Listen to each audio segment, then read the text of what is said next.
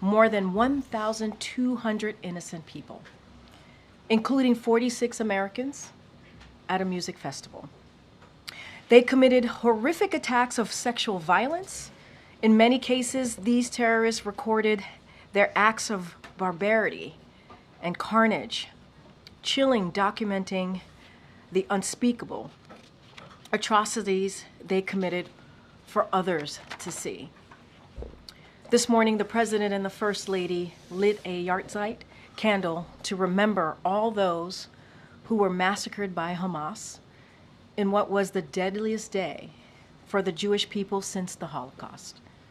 The President and the First Lady were joined by Rabbi Aaron Alexander of Adas Israel Congregation for the candle lighting in remembrance of the victims of the October 7th attacks.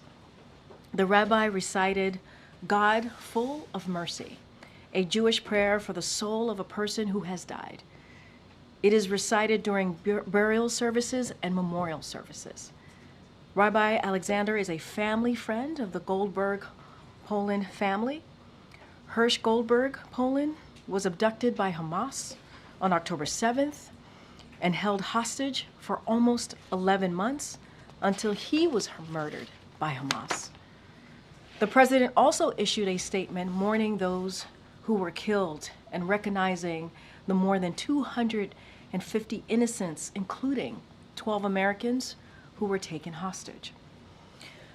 The President has met with many of their families and grieved with them.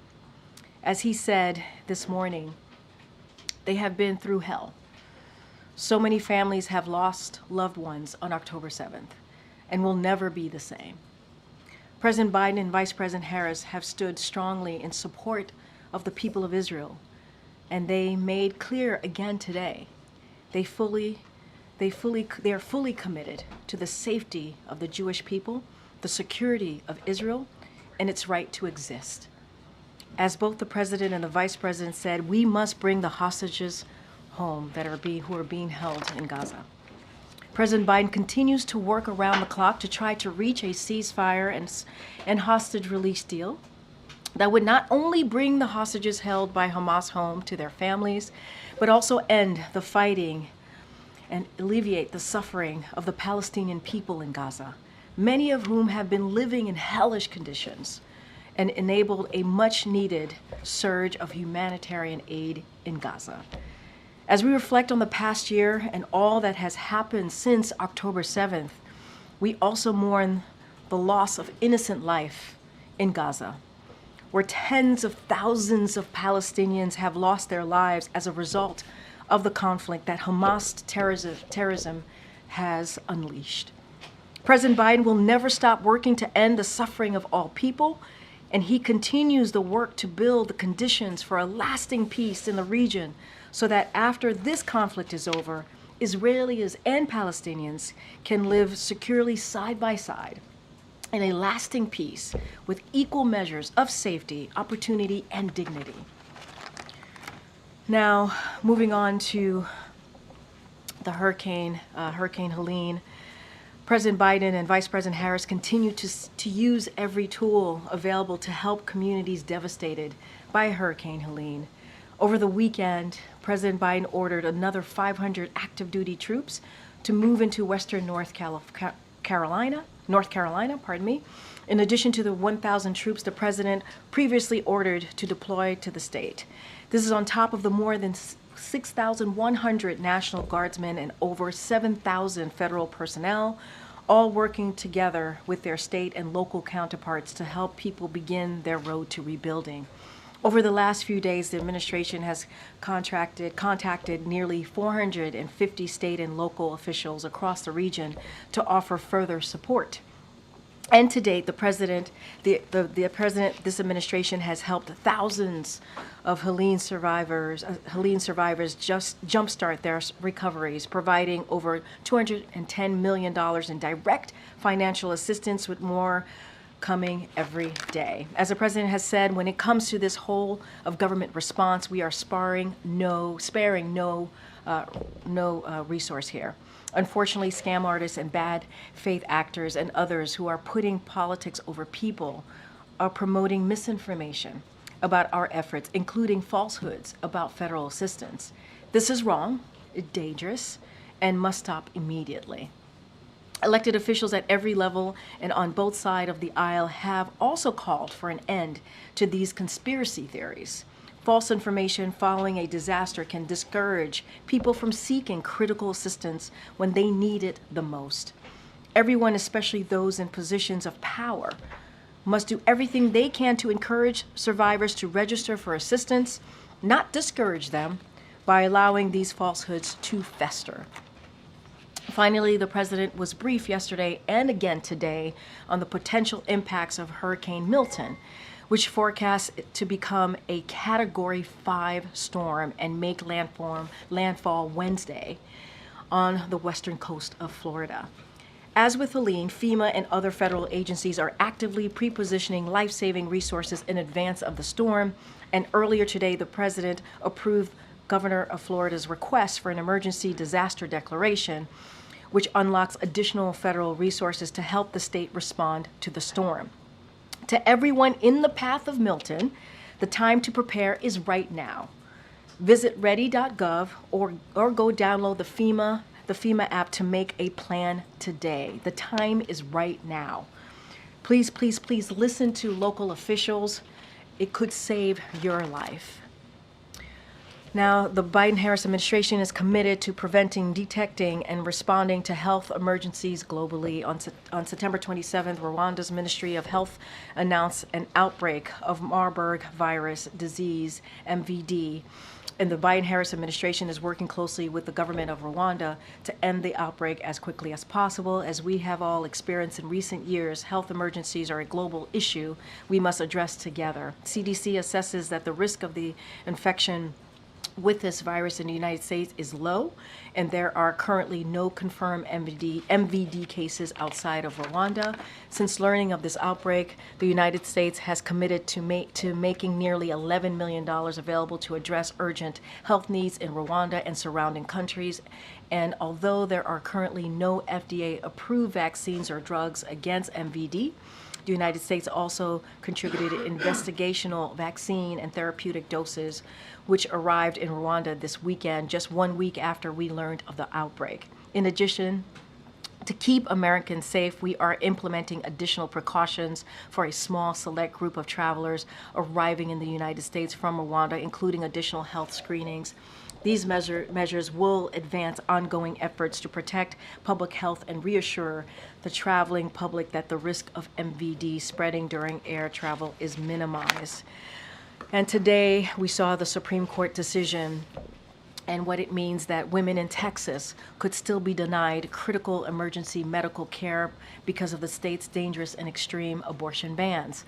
We have seen and have heard the horrific stories of women being denied the care they need because of these laws. Also today in Georgia, the state Supreme Court reinstated an even more extreme abortion ban.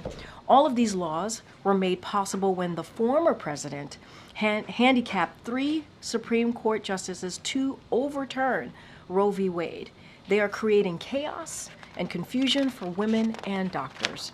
The administration has been clear that all patients, including women experiencing pregnancy loss and other pregnancy-related emergency, must be able to access the emergency medical care they need, and that is required by federal law.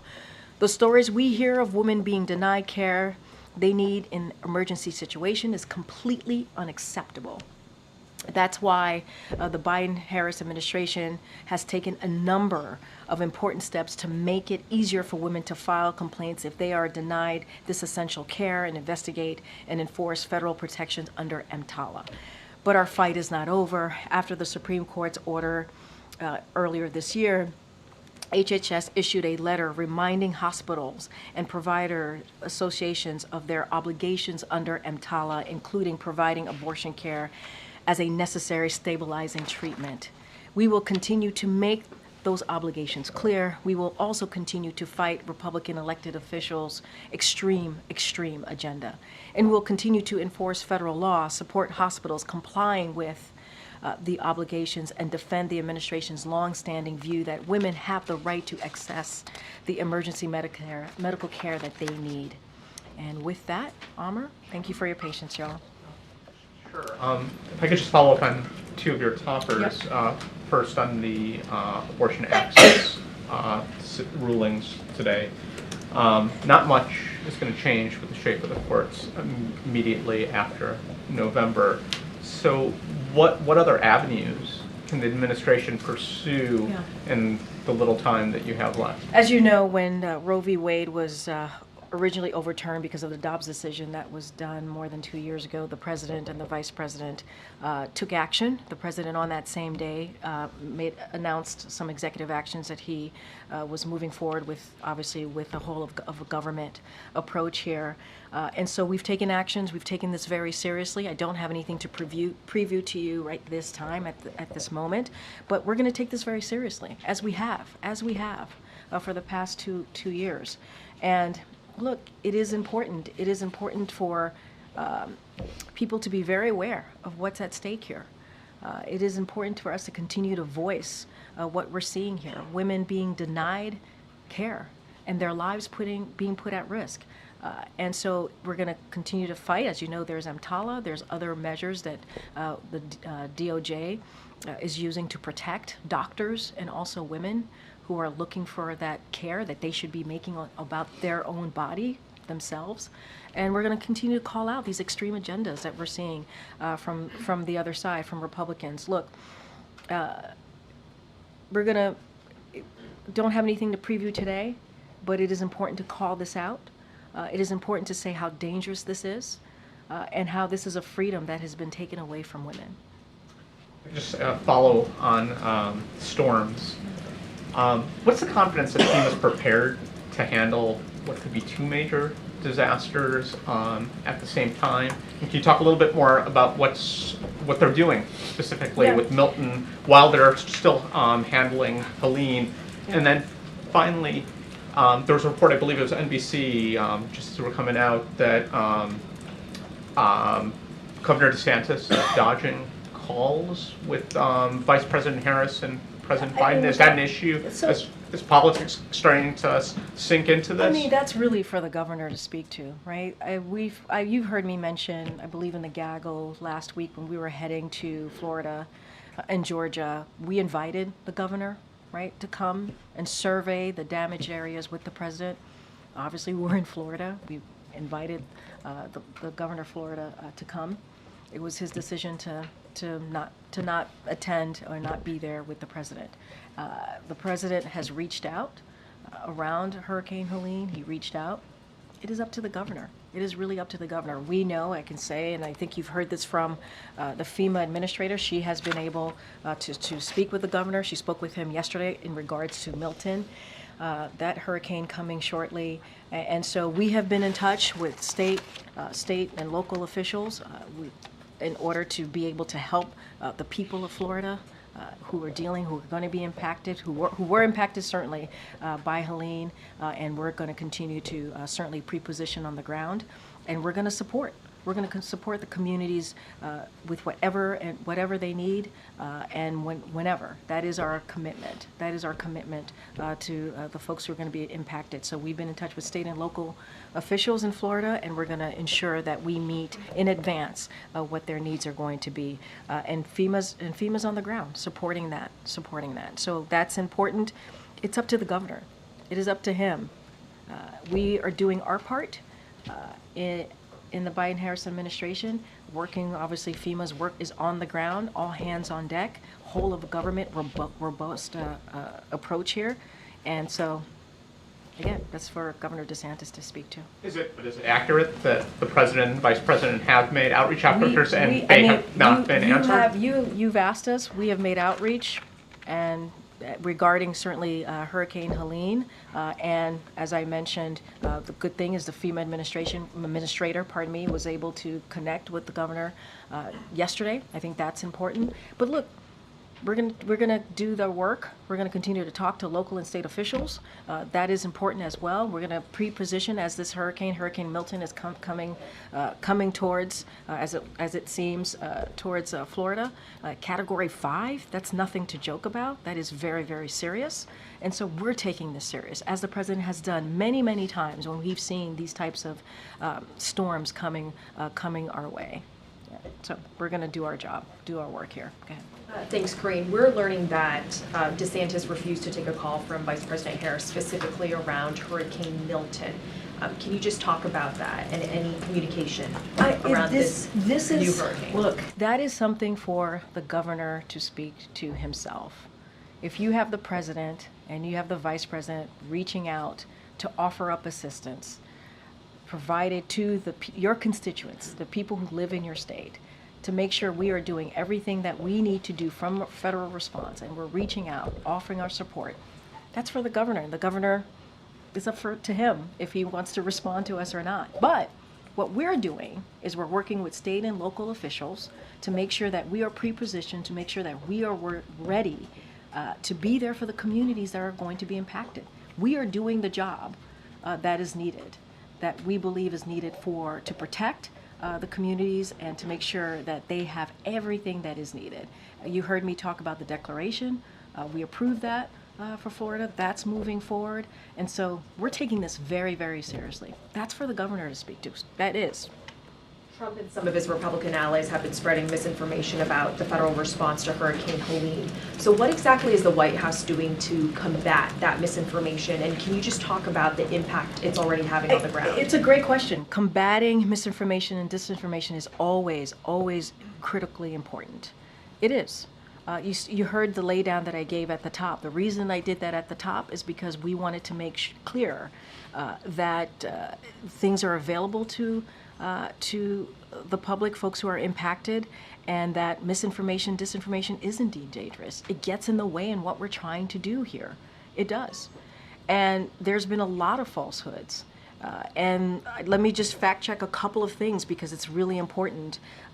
It is wrong, it is dangerous, and I also called out there are important people who have power, privilege, who are spreading these falsehoods, and they need to stop. They need to stop doing that. So, disaster relief, this is a falsehood. Disaster relief funds used on immigrants illegally in the U.S.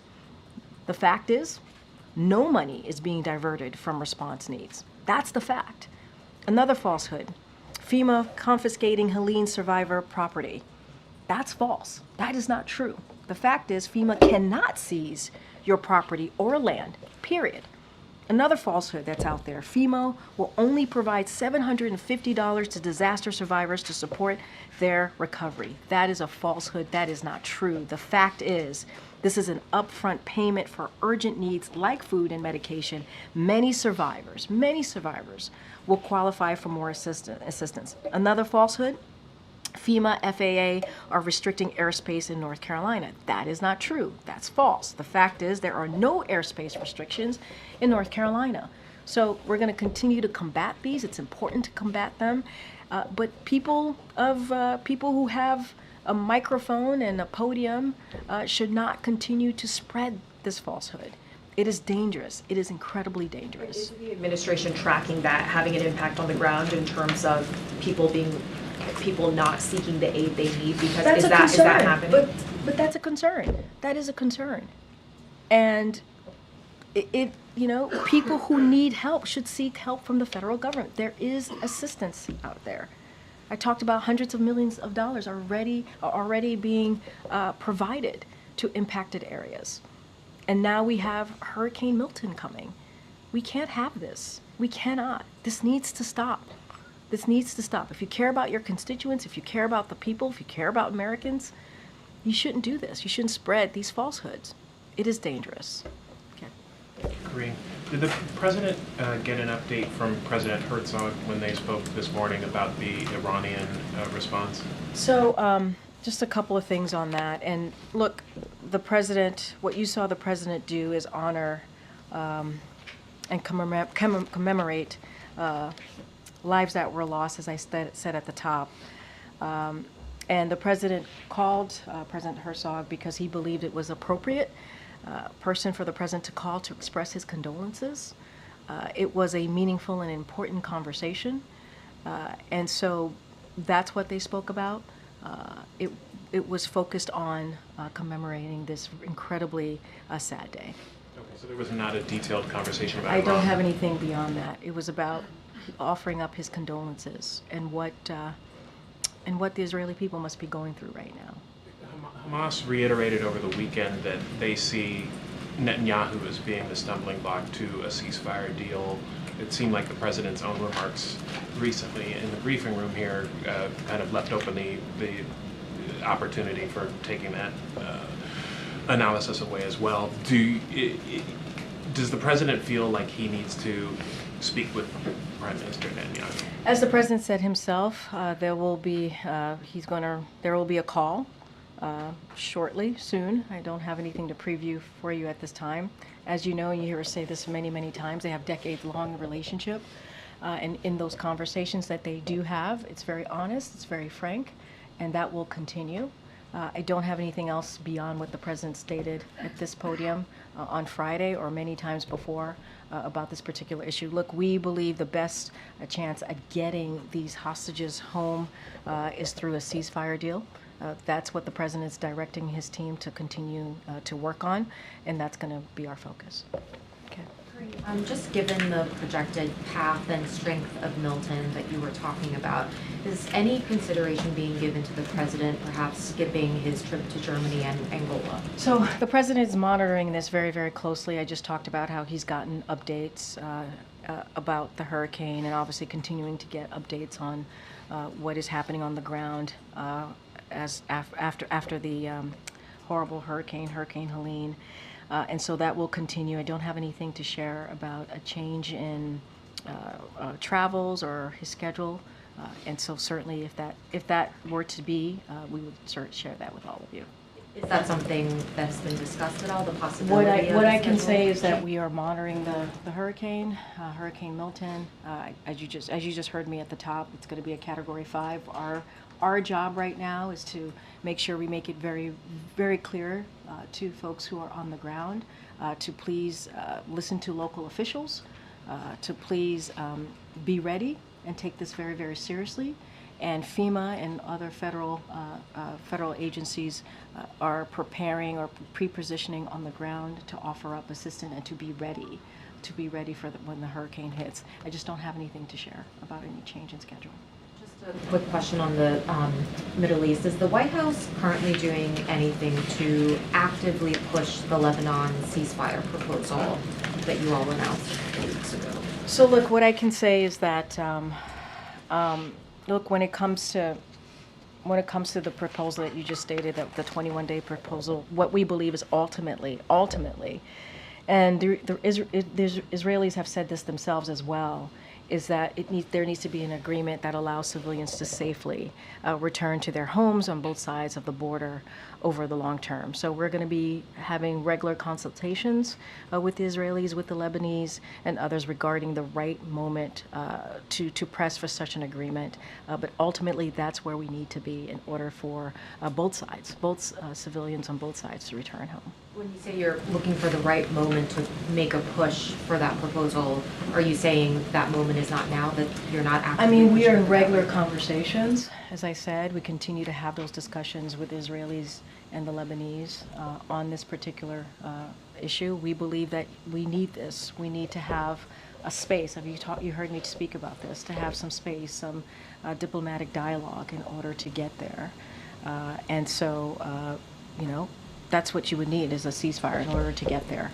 We're going to have those conversations, and we're certainly, when the right moment to press for such an agreement, we will do so. But the conversation, those discussions continue. Okay, but it would be correct to say that the White House is not currently actively pushing on that proposal? What I can tell you is we continue those consultations with the Israelis and the Lebanese. That's what I can share. Go ahead. Karine, following up on the president's trip, can you just explain a little bit why the president is taking these trips now when there's less than a month before the election? What is he trying to accomplish? I mean, look, you've heard us talk about the importance of this travel. He's going to be going to Germany, obviously, and also Angola. The president's certainly looking forward to that travel. And I would say that, we, as it relates to, I mean, each of them is very different than the other. But we think it serves as a powerful symbol of the U.S.-Germany partnership as you think about the German piece of this trip and our close cooperation on the world's most pressing challenges. And so, and to ensure our people have every opportunity for safety and prosperity. And what this visit is going to do, it's going to underscore the deep commitment and that transatlantic security, resolute support. If you think about Ukraine and the self-defense of Ukraine, that's going to be a big part of this visit, and continuing that support, continuing to do everything that we can to stop the Russian aggression. And so that is going to be certainly a big part of that. Continuing contributions to meet the NATO pledge also. It's going to be a big component of that. And so this is important as we see what's going on in Ukraine, as we continue to see Russia's aggression, to have that conversation. You have seen the president's leadership when it comes to Ukraine and what he's been able to do to make NATO stronger, to have more than 50 countries support Ukraine in their fight against that aggression of Russia. And so that's a big part, certainly will be a big part of that trip. And when it comes to Angola, there's going to be a bilateral meeting that the president will have. And this speaks to the U.S.-Africa relationship that we want to continue, that we want to strengthen. And so that's what you're going to see. They're two important relationships that is very much connected to what this president has done over the 3.5 years, if you look at his global leadership, and the president's so very much looking forward to it. This way. Yeah, sure. He could have taken these trips after the election. I mean, he could have taken them in December or January before he leaves office. So what is so urgent about this moment that he needed to do it in October? I appreciate that, but there's not a lot of time. There really isn't. 3 months is going to fly by. There's not a lot of time. And so the president wanted to get this done. We had said, as it relates to Angola and going to the continent, the president had made a commitment and a promise to go to Africa, to continue to show his commitment to that relationship.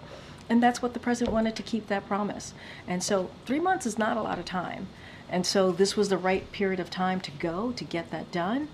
And we're also going to go to Germany, as I talked about, that NATO, the continuing that NATO pledge, continuing what we're doing for Ukraine as they're fighting against Russia's aggression.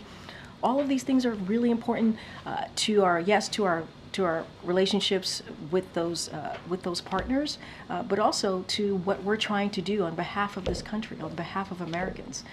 And so it's 3 months, it's not a long time. As you know, that's going to fly by. That's going to fly by. Go ahead. Karine, the other day the president said that if the Israelis strike back in Iran, they ought to do so in a proportionate fashion. He said that he did not believe they should strike nuclear sites, and then he seemed to suggest he didn't think they should strike energy sites either. So what in the president's view would be proportionate? I'm not going to get into, I appreciate the question. I'm not going to get into what's proportionate, not proportionate, get into that back and forth. What I can say is we are continuing to have discussions with the Israelis about their response, obviously responding to Iran's attack, almost 200 missiles, right, that went flying into Israel, that we were able to, obviously at the president's direction, with the military being, the U.S. military aiding in the defense of Israel, which the president was really proud to be able to have done that. Our commitment continues to be very clear on Israel's security. That's ironclad. Those conversations continue. I just don't have anything to add beyond what the president stated. From the best we can tell, the president hasn't spoken with Prime Minister Netanyahu since around August 21st. That's a long time given the degree of high activity the Israeli forces have been involved in. And it would seem to suggest that at this point they don't have a whole lot to say to each other, but tell us why you think they've gone that long. So look, I would say this. In the past year, the president and the prime minister have spoken more than a dozen times in the past year. And they've seen each other, as you know. I think you might have been with us at those moments when they've seen each other. And we have said, the National Security Advisor has said this, the president said this himself, during, especially as you said, during these past week or so, in these high-stake moments, if you will, the president's team has been in touch regularly, practically daily, with the Israelis government. And so we've been in close communication and close contact, and that continues. That has been the case for the past year. And so that's certainly going to continue. And look, the president is going to speak to the prime minister. He has said that. And once we have a call to speak to, we will certainly do that. Okay, John.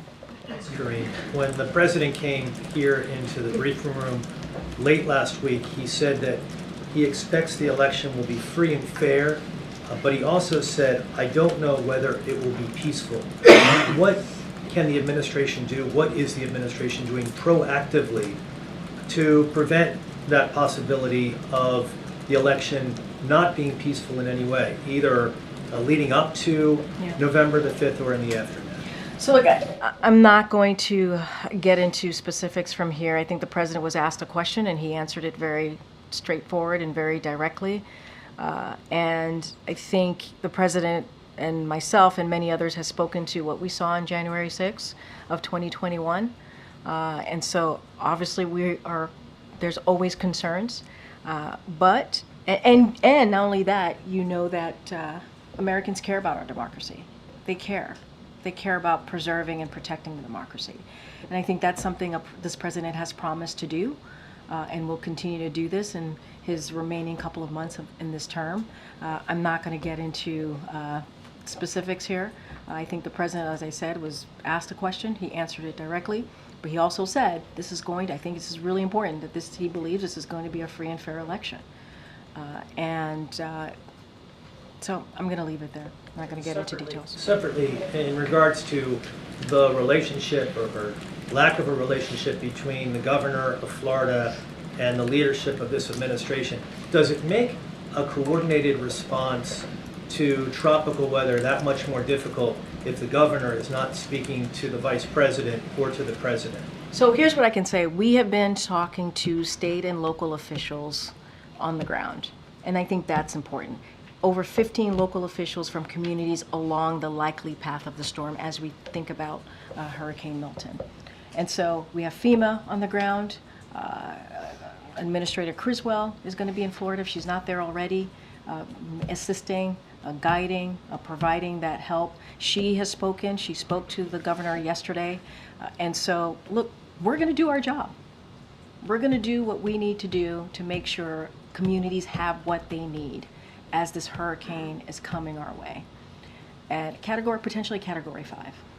And so that's not going to stop the federal assistance. That's not going to stop the job that this president wants to see his team do. We're going to have a robust all of government, if you will, federal response to this. And you have seen that. You've seen that over the last 3.5 years. When it comes to these natural disasters, we are going to make sure that we are there for the American people. And anything else, I would have to leave it to the governor, to his actions, to how he wants to move forward in this. That is for him. That is a question for the governor. Get Karen. Thanks, Karine. You used the phrase incredibly dangerous a couple times talking about the misinformation of the hurricane. It is. And given how widespread it has been over the past few days and how much of an effort FEMA and the administration has made to combat that, how concerned is the president that what we're seeing now with this storm is perhaps a preview of the misinformation we might have on Election Day or in the days following that? So look, misinformation, disinformation is a problem across the board, and we have to combat it. It is. It is something, whether it's the election, whether what we're seeing currently right now with Hurricane Helene that just came through, and obviously Milton is on its way, sadly. We have to combat that. And I'm saying they're dangerous, yes, because they are. They're critically dangerous to have this misinformation, disinformation. And that's why at the top I called out, you have some powerful people out there who continue to spread conspiracy theories. It is not helpful.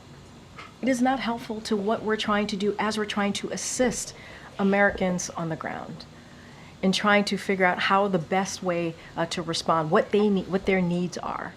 And so, yeah, it's not ideal. It is dangerous, in fact. And let's not forget, I do want to say this, when dealing with Hurricane Helene, you heard from Republican governors, Democratic governors, speak to their response. South Carolina Governor McMaster, federal assistance has been superb. We are asking for everything we need. And Virginia Governor Youngkin, incredibly appreciative of the rapid response. Governor of Georgia, Governor Kemp, appreciated President's call offering any other things we need. Thanked President for giving aid to more counties. I mean, there's a bipartisan response to Hurricane Helene, and you see that, you hear that from elected officials on both sides of the aisle. They're very thankful for what the federal government has done and continues to do, but you have this misinformation, disinformation that wants to tear it apart. And this is a time for communities to come together, for all of us to come together. It doesn't matter if you have an R or a D behind your name. It is a time to come together to actually deliver for these impacted communities. So yeah, it's dangerous. Thanks, Karine. On the Boeing strike, Boeing is returning to wage talks, and just wanted to see if the White House is participating in any of those conversations, if there's anything you can share on. So look, as we've always stated, collective bargaining is something that this president believes in. It has worked. You've seen that work over the past couple of years under this administration, what we've called for it. I don't have anything to share beyond that. We always believe that it is important for both sides to come to the table in good faith and to make sure that the workers, certainly get their fair share. And on the upcoming foreign travel, you mentioned that the trip that Biden is going to Germany and Angola, but you were asked if it was being, talked about maybe being pulled down. Just wanted to clarify that the trip is happening. I don't have any changes to the president's schedule. That's what I've said. And the president's looking forward to going on the trip. Certainly, and you all will be the first to know if that changes. And do you expect a call with Bibi before the election, or is President holding out until after the election? The president said he was going to call the prime minister. I don't have anything else to share on timing. Go ahead. Karine, I was wondering whether you could comment on remarks like former President Trump made this morning, linking migration, crime, and genetics, and more specifically this sentence, quote, "We've got a lot of bad genes in our country right now," unquote. Well, that type of language is hateful, it's disgusting, it's inappropriate, and has no place in our country.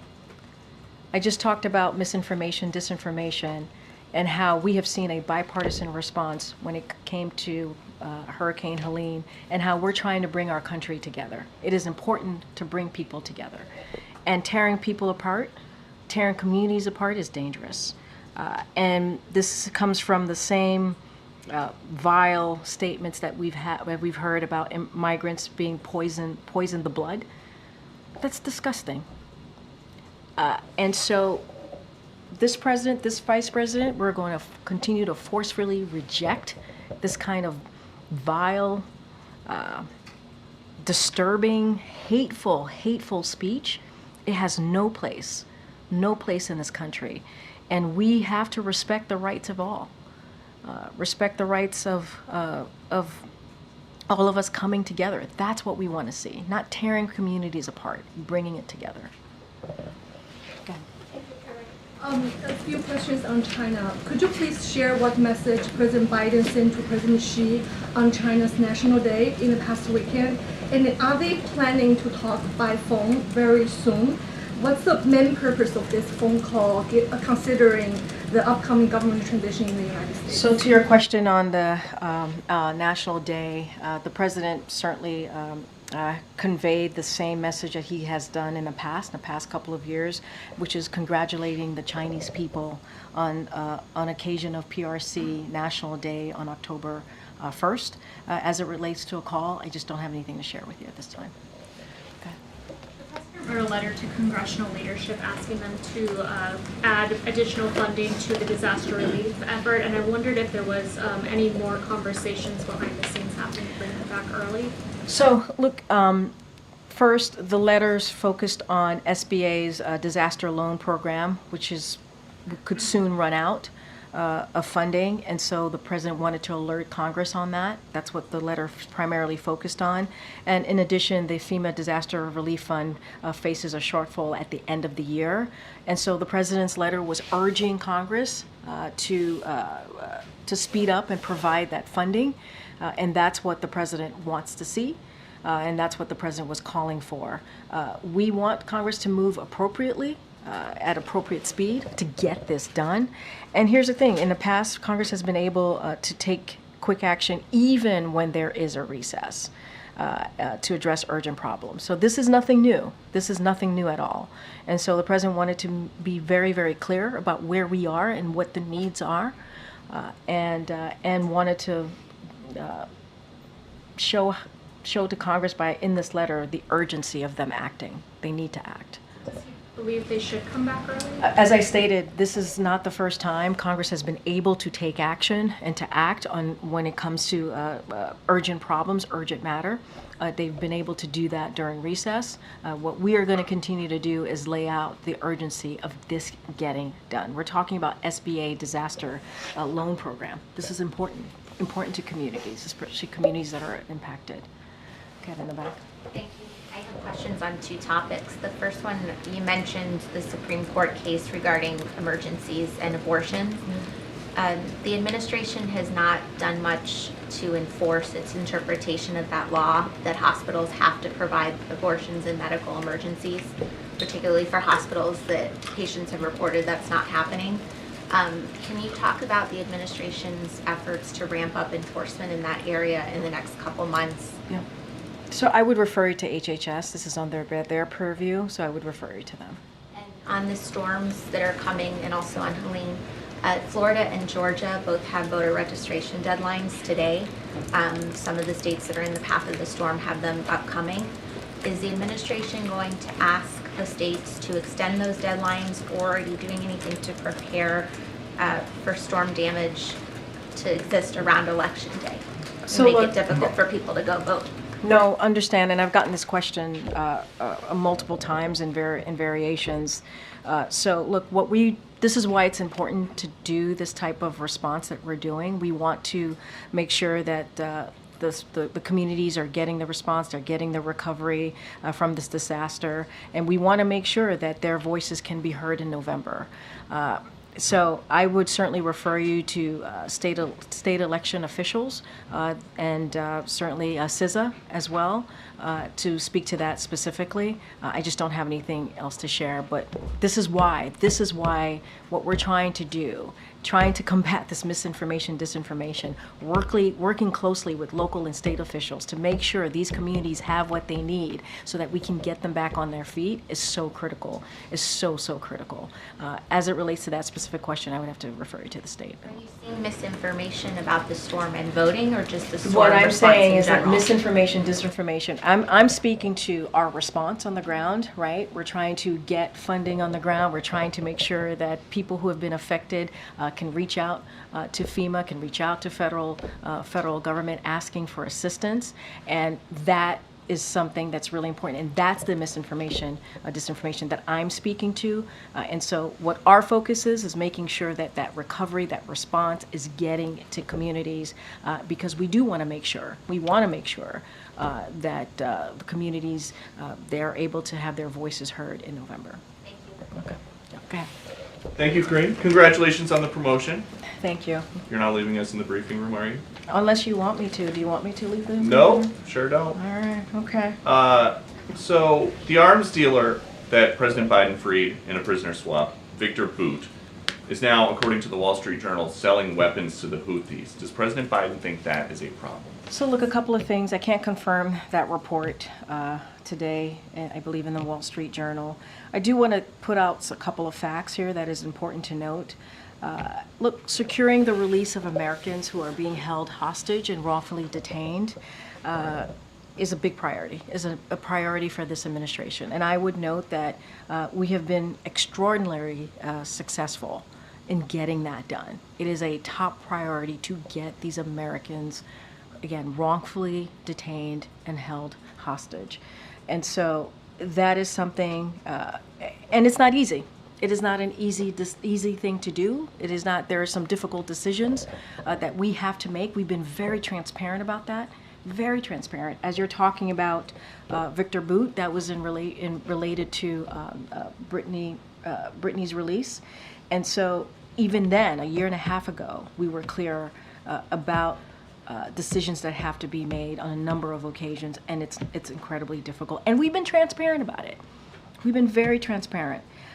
So look, we're going to continue to do what we can, do everything that we can to bring Americans home who are wrongfully detained and held hostage. And again, frankly, we have had an extraordinary record of doing just that, and that's going to be the president's top priority. And on this issue of funding, the administration has money to send to Lebanon without Congress coming back. But Congress does have to come back to approve money to send to people in North Carolina. Do I have that right? Here's what I'm going to be very clear about. The president and the vice president has had a robust whole of government response to this. Hundreds of millions of dollars. I said it at the top, more than $200 million that we have directly put towards survivors here for disaster help. And that's because of this president's commitment to make sure that we are there for communities that are impacted. We take this very seriously again. We take this very seriously. And before the hurricane hit, we pre-positioned more than 1,500 federal folks on the ground to help. And so we have made sure that every state has gotten their storm requested emergency declaration. They requested it, and we made sure they received it. We've taken this very seriously. More than $200 million that we have provided to the impacted areas. But instead, people want to do disinformation, misinformation, which is dangerous, Because then when folks on the ground hear that, they may not want to ask for the help that they need. That is there for them. That's our focus here. But President Biden is fond of saying, show me your budget and I will tell you what you value. If he's got money for people in Lebanon right now, without Congress having to come back, what does it say about his values? There's not enough money right now for people in North Carolina who need it. That's not misinformation. Wait, no, that is your whole premise of the question is misinformation, sir. What you don't, yes, Which it's misinformation. Is there money to send to Lebanon right now? I just mentioned to you that we provided more than $200 million to folks who are impacted in the area, and I just shared with you that people are deciding not to. People are deciding not to. Letter to Congress that there's not enough money to help people in We're North talking Carolina. about the SBA disaster loan. That's Yes. money for people in North Carolina. And that's important, and people in North Carolina need that. Wait, this is nothing new. Peter, this is nothing new. Congress comes together, they provide money, millions of dollars, for disaster relief. We're asking them to do the job that they have been doing for some time. From a letter that President Biden sent to Johnson, McConnell, Schumer, and Jeffries. The president's letter is not misinformation. Would you agree? No, the way you're asking me the question is misinformation. There is money that we are allocating to the impacted areas, and there's money there to help people who truly need it. There are survivors who need the funding, and it's there. That you don't like misinformation. I actually said we have the money available to help survivors of Hurricane Helene and also Hurricane Milton.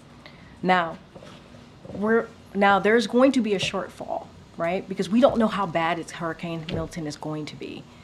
And so we're going to need additional funding. We're going to need additional funding. That's exactly what I just asked about, and you said it was No. misinformation. What Yes. you're asking me is why Congress needs to come back and do their job. That's what you're asking me. Congress needs to come back and do their job and provide extra assistance, extra funding to disaster relief fund. That's what Congress needs to do, and we're going to continue to urge that. You may not want that, but that's okay. That's what this president wants, and that's what the vice president wants. Thanks, everybody.